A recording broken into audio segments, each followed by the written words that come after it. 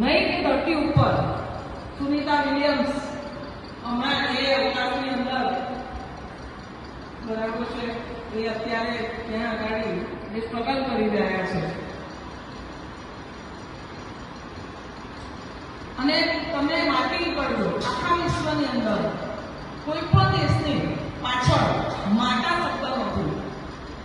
ખાલી આપણે ભારતમાં ભારત માતા કહીએ છીએ એટલે શરમ કરેલો છે. અને આપણને આવી બધી સવલતો અત્યારે મળી રહી છે બહેનોને.